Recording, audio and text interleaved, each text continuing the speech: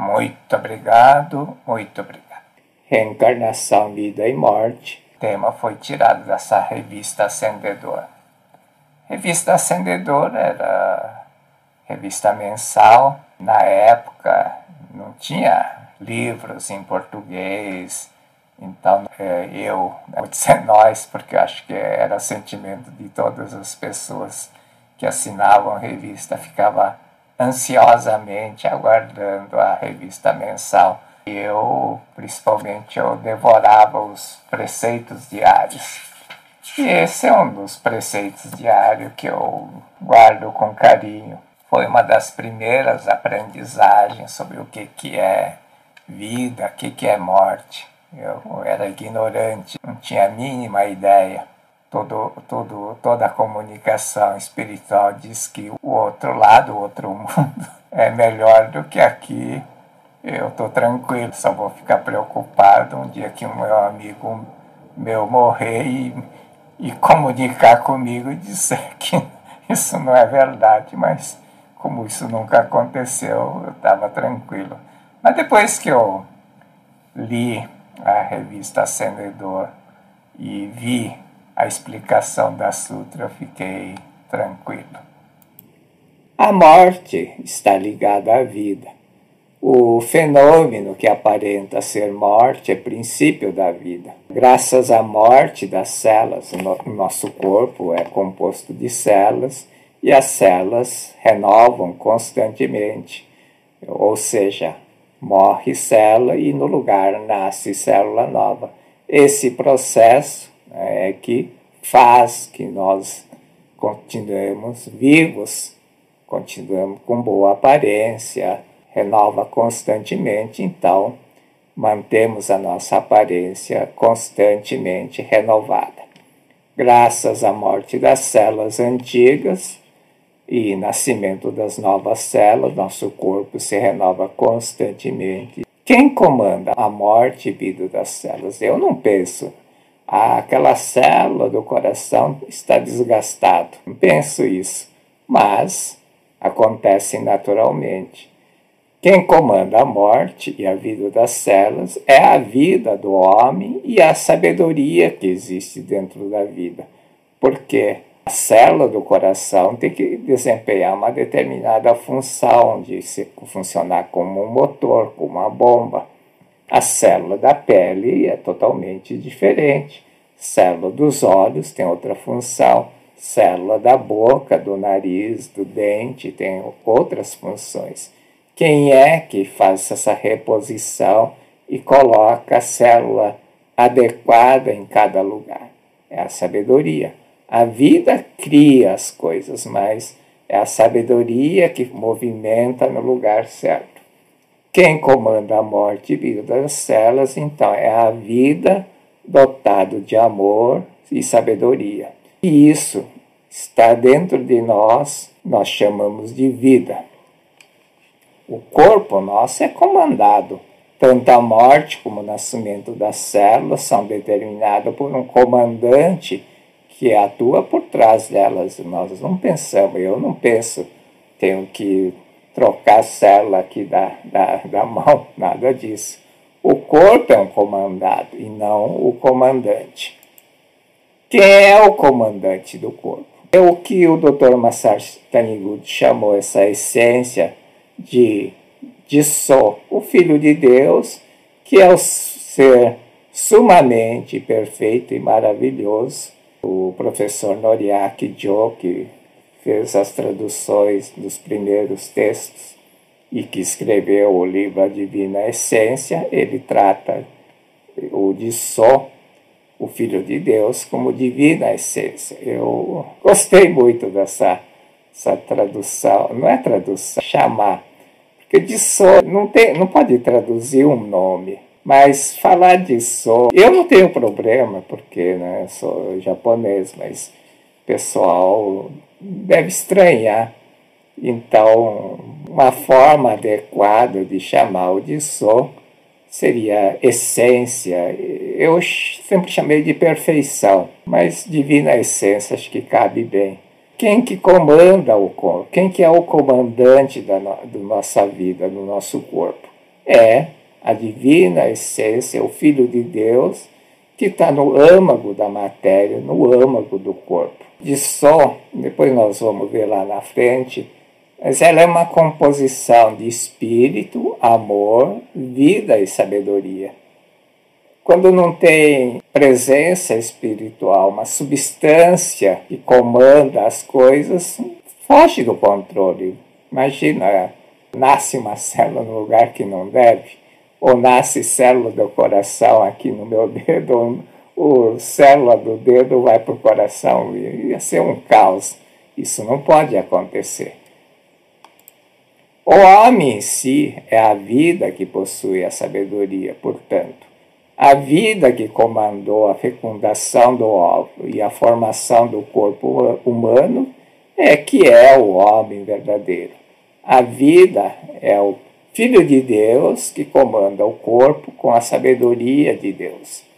O homem em si, então, é a vida que possui sabedoria. E a isso Torma Sartaniguti chamou de Disso, que formou o óvulo que inexistia. O óvulo não existia. Surge o óvulo de onde não existia e ela é fecundada e lá surge o corpo humano a partir do nada, ou seja, vai surgindo novas células adequadas a cada parte do corpo. Por isso que tem que ser a vida cria a célula, mas a sabedoria que movimenta para o lugar certo, senão cada ser humano ia nascer de um formato diferente. Isso não acontece. Do homem sempre nasce o ser humano, o homem. O corpo é o templo de Deus para alojar o Filho de Deus. Isso é muito importante. Você tem que usar, respeitar o corpo e utilizá-la, cuidar de forma adequada. O corpo foi criado e edificado pela vida como templo de Deus. O corpo é templo de Deus, é um local sagrado para alojar a vida, o Filho de Deus. Você não pode sujar, você não pode manchar, você não pode pintar. Não tem sentido. O corpo é o templo de Deus. Se você aprender a respeitar o seu corpo, o corpo vai te respeitar e vai te dar saúde, a beleza, a flexibilidade, aquele ar de beleza, né, que você fala, nossa, que pessoa bonita, tem uma boa atmosfera. E é daí que surge essa atmosfera agradável. Basicamente, as explicações estão na Sutra, então vou utilizar parte do texto da Sutra. O homem cuja natureza real é vida, espírito, tece o casulo de carnes com fio da mente e nele instala a si próprio seu espírito. Somente então o verbo se faz carne. Sabei claramente que o casulo, o corpo, não é o bicho da seda. Portanto, a carne, corpo, matéria, não é o homem e não passa de casulo do homem. Ou seja, o corpo é templo para alojar o Filho de Deus. Quando você tem esse sentimento, você ama a si próprio, respeita a si próprio. Respeitando a si próprio, os outros também irão te respeitar. As pessoas dizem, ninguém me respeita. Mas se você não se respeita a si próprio, quem é que vai respeitar? Não é os outros que vai respeitar. Você primeiro tem que respeitar a si mesmo. O Filho de Deus é a ramificação da grande vida, Deus. Isso que diz grande vida do universo. Quando entrei na Cetiona, depois como preletor, fazia a reverência. Na reverência à grande vida. Eu nunca consegui entender. Ninguém explicou direito, né? Dizia assim, você entra, tem o quadro do Dissô, você bate 2 palmas e faz 2 curvaturas, faz reverência à grande vida do universo. Grande vida quer dizer o pai da vida, a origem da vida. Aqui, Grande vida é Deus que criou o homem, a sua imagem e semelhança, criou no mundo de Deus.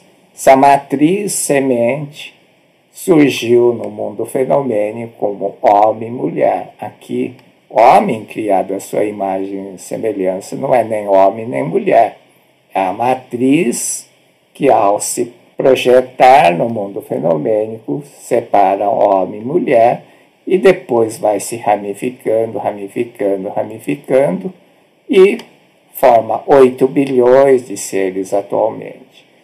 8 bilhões de homem fenomênico. E isso que está na Sutra. Embora vossas almas pareçam diferir uma das outras e manifestem-se de diferentes formas, são todas reflexo do mesmo Espírito Divino, da grande vida. E são uma única vida. Quando você entende isso, você começa a respeitar, a amar o próximo de verdade.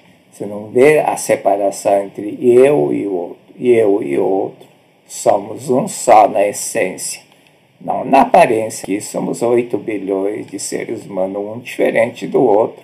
Não adianta dizer eu sou igual a você. Isso é uma besteira. Já me falaram isso, eu e você somos iguais. Não somos iguais na aparência. Aqui não. Nós somos aqui.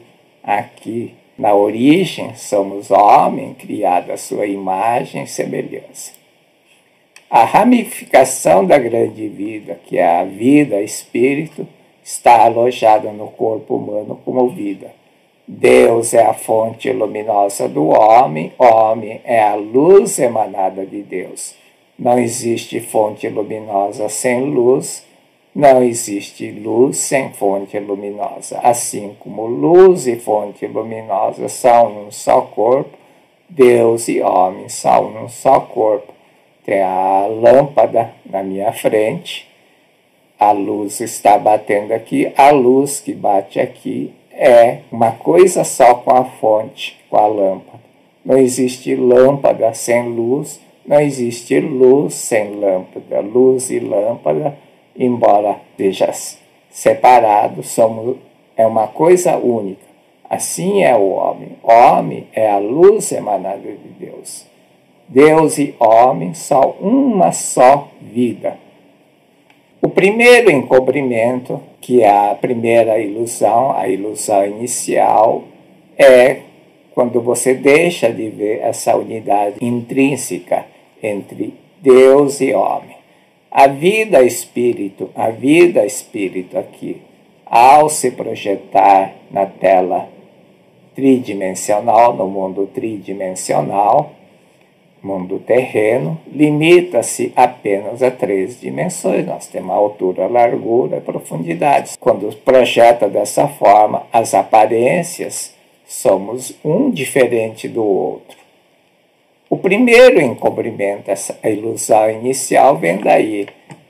A distinção entre as pessoas se torna tão nítida que ignoramos a unidade intrínseca das pessoas na essência. Esquecemos que nós surgimos de uma única matriz, um único projeto de vida, da vida essência, vida espírito, criada à sua imagem e semelhança. Começamos a ver eu e outros somos diferentes. Criamos uma barreira, criamos um buraco, temos um distanciamento, isto é meu, isto é do outro. E começa a surgir os conflitos, isto é meu, aquilo é do outro, meu é meu, e eu vou defender aquilo que é meu, e aí começa todos os conflitos. Quando você enxerga a unidade intrínseca das coisas, aquilo que é meu é do outro, eu não vou ter vaidade, orgulho, prepotência em defender a mim. Aquilo que é meu é também do outro. Os relacionamentos ficam muito mais tranquilos. A ilusão inicial, ou seja, o pecado inicial, surgiu como a ilusão fundamental que faz o homem ter o pesadelo do pecado, a doença e a morte, são existências verdadeiras, surgiu em tempos remotos da teologia segundo a qual o homem é feito pó da terra e nos dias atuais da ciência moderna, segundo a qual o homem é feito de matéria. Essa visão leva a concluir que somos seres efêmeros, expulsos do jardim do Éden e que retornamos ao pó. A matéria, somos matéria, alojou a vida através do sopro da vida, mas quando essa vida deteriora, acaba, voltamos ao nada, ao pó da terra. Isso constitui a ilusão inicial que leva o homem a imaginar o pecado, a doença e a morte, porque somos matéria, erramos, pecamos, adoecemos e morremos. E essa ilusão é que cria todas as demais ilusões secundárias que criam as dores e sofrimentos do mundo terreno. O caminho da salvação, então, é destruir essa ilusão inicial. Quando é destruída essa ilusão inicial, é destruída a causa, a origem do pecado, da doença e da morte, e estes voltam ao nada original. Não existindo a causa inicial, a ilusão inicial, não existirá a causa seguinte ou a ilusão seguinte, consequentemente. As dores, as dificuldades, as doenças desaparecem. Portanto, homens da face da terra, procurai com fervor o vosso corpo verdadeiro, que é espírito. Não procureis na matéria nem na carne, que são produto de ilusões. A verdade que liberta da ilusão e dos karma negativos e das dores, dos sofrimentos, é a verdade. A verdade liberta. Conhecereis a verdade vos libertarás, ensinou Jesus Cristo. A verdade que você tem que conhecer é a verdade para a qual deveis despertar em primeiro lugar, é a de que a essência de todas as pessoas é Deus. Sabei que a infinidade de almas são todas reflexos do mesmo Espírito Divino, à semelhança de milhões de imagens de um mesmo objeto, refletida em milhões de espelhos dispostos em torno dela. 8 bilhões de imagens refletida em espelho disposto em uma única matriz, a vida, a espírito, o homem criado à sua imagem e semelhança, que se multiplica, que não é que se multiplica, né, que se reflete em 8 bilhões de imagens diferentes, formas diferentes aqui no mundo terreno. O caminho da salvação é a verdade. Mas para ser salvo, você tem que reconciliar, tem que perdoar e reconciliar. Ao te reconciliares, eu me revelarei. É o que está na revelação divina da grande harmonia. Para você ser salvo, para você se curar das doenças, para você se libertar das dores, sofrimentos, dificuldades, N problemas, não importa qual seja o problema. Você tem que perdoar e reconciliar. É fácil dizer, perdoa e reconcilia, mas como fazer isso? É a ilusão inicial que está criando todos os problemas, então você tem que libertar dessa ilusão inicial. Exatamente como está na Sutra Sagrada, você tem que ter essa consciência. Deus é a fonte luminosa do homem é luz emanada de Deus. Eu e Deus somos um só. Eu e outro somos um só perante Deus. Embora vossas almas pareçam diferir uma das outras e manifestarem-se de diferentes formas, são todas reflexos do mesmo Espírito Divino e são uma única vida. Que todos os seres são irmãos, que todas as vidas são irmãs. Quando você tiver essa visão, brotará espontaneamente em vós o sentimento de amor, ou seja, vai perdoar, louvor ao próximo, vai ter a gratidão e vai acontecer reconciliação, e ao te reconciliares, Deus se manifesta como salvação. Ao te reconciliares, eu me revelarei. Tem que perdoar e reconciliar. O caminho é a verdade, mas a verdade de que eu e outros somos um só, embora vossas almas pareçam diferir uma das outras, manifestarem de diversas formas diferentes, aparências diferentes, forma de pensar diferente, forma de agir diferente, gostar de coisas diferentes, fazer coisas diferentes. Na essência, somos irmãos, somos uma única vida. Todos os seres são irmãos, que todas as vidas são irmãs. Quando você tiver essa consciência, brotará espontaneamente o sentimento de amor, ou seja, o perdão e a reconciliação, vem naturalmente. O homem, em sua natureza verdadeira, é homem, Deus, espírito eterno, indestrutível e imortal. E não é máquina feita de matéria, nem é a matéria preexistente em que se alojou o espírito. Tal dualismo é totalmente errôneo. A matéria, o corpo, é antissombra do espírito, produto da mente, assim como o casulo é produto do bicho da seda. Não é o casulo pré-existente, casulo é essa parte exterior aqui, o fio da seda. Não é no casulo pré-existente que se aloja o bicho da seda. O bicho da seda que, expelindo o fio, constrói o casulo, nele se instala. Da mesma forma, o homem constrói o corpo e ele se aloja, pois que se o corpo é templo da vida, você tem que cuidar, respeitar o corpo como templo da vida. O que morre é o corpo. O bicho da seda que, expelindo o fio, constrói o casulo e nele se instala. Também homem cuja natureza real é vida, espírito, tece-o de casulo de carne, ou seja, o corpo, com os fios da mente, ou seja, as células, une as células, e nele instala a si próprio. Mas isso está morrendo, o corpo está morrendo todo instante, e chegará por fim a hora que o corpo em si morre. Mas o que é o corpo? Entender isso é fundamental. Quando eu li isso a primeira vez eu não entendi, mas depois eu consegui entender, depois de ler milhares de vezes.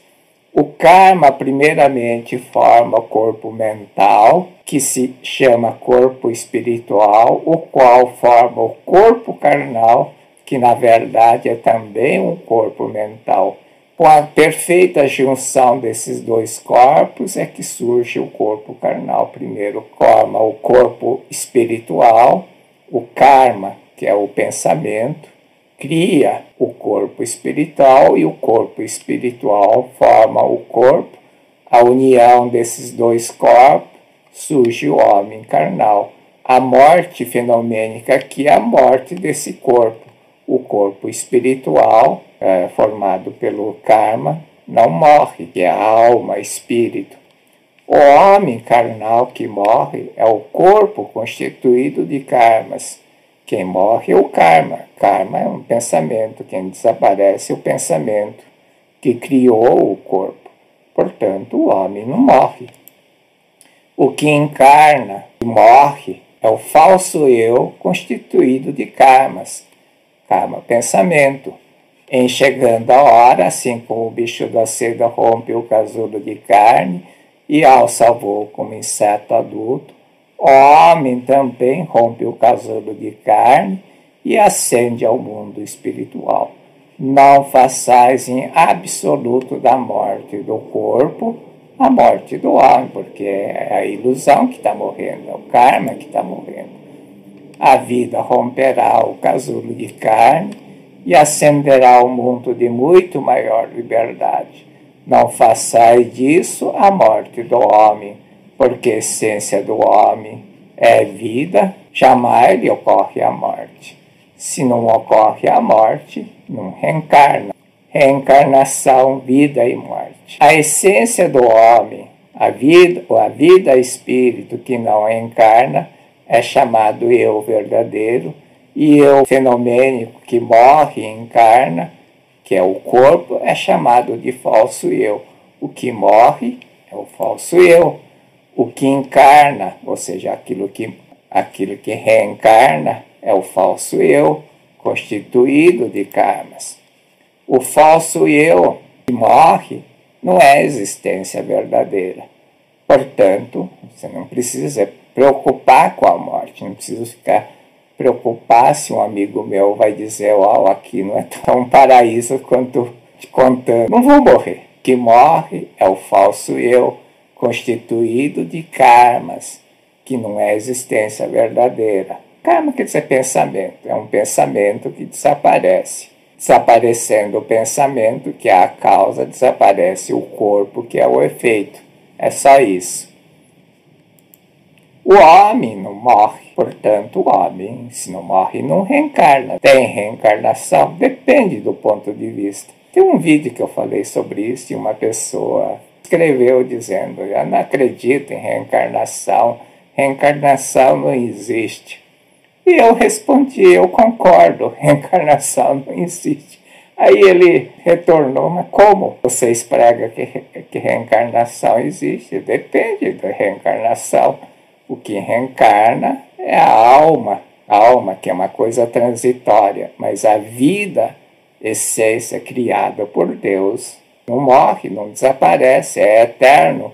O homem verdadeiro, porque é espírito, porque é amor, porque é sabedoria, porque é vida, e isso, aquilo que é espírito, aquilo que é amor, aquilo que é sabedoria, aquilo que é vida, é o Dissô, que o professor Noriaki Jo chamou de divina essência. O Dr. Masaru Taniguchi chamou o espírito, o amor, a vida e a sabedoria criado por Deus de Dissô.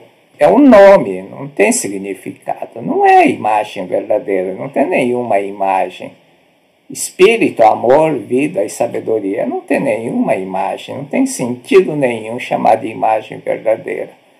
Noriaki Jo chamou de divina essência. Os primeiros preceitos que ele traduziu, ele não traduziu a palavra Dissô, ele sempre deixou Dissô. Eu até perguntei se eu não sabia qual o nome adequado em português, então chamava de Dissô. Hoje eu resolvi chamar de divina essência. Divina essência é alguma coisa que é espírito, que é amor, que é vida, que é sabedoria. O homem verdadeiro, porque é espírito, porque é amor, porque é sabedoria, porque é vida, é incapaz de pecar, é incapaz de adoecer, é incapaz de morrer. Ora, se não morre, não reencarna. Por isso que aqui está, não encarna, interrogação. E aí eu expliquei isso para o cidadão que não acreditava na reencarnação. Eu concordo, não reencarna, depende do ponto de vista. E ele ficou surpreso, depois ele entendeu. Eu escrevi, mostrei tudo isso que está nesse vídeo, transcrevi a sutra e apontei e expliquei. A vida, a essência, a vida, espírito, não morre. Se não morre, não reencarna. Você tem razão quando diz que não tem reencarnação. A Seicho Noye também. O que ela prega lá no fundo é o homem não morre. Se o homem não morre, obviamente não reencarna. Como é que vai reencarnar se não morre? A vida, espírito, o Dissô do homem não morre. O que morre é o corpo carnal, o corpo espiritual constituído pelos karmas, pelos pensamentos. Esse pensamento, aquilo que chama de alma, ela morre, fica renascendo aqui. Mas a divina essência do homem não morre, não desaparece, não nasce. Reencarnação, vida e morte. É assunto bastante complexo. Está bem explicado aqui no preceito da revista Ascendedor. Eu só realmente comecei a entender depois que eu li a Sutra. Cada vez que você lê a Sutra, não lê igual um papagaio, né? Sutra, alguma coisa, você tem que meditar, tem que compreender. As pessoas fazem leitura de Sutra para antepassados, tem que fazer Sutra para você. Você tem que pedir auxílio do teu antepassado para você entender a verdade nela contida. Não é para ler Sutra para os meus antepassados. Eles são ignorantes, burro, então estou lendo a Sutra para vocês entenderem a verdade. Quem tem que entender a verdade sou eu. Somos nós, não somos eles. Eles já estão no outro patamar, estão no outro mundo. Muito obrigado, muito obrigado.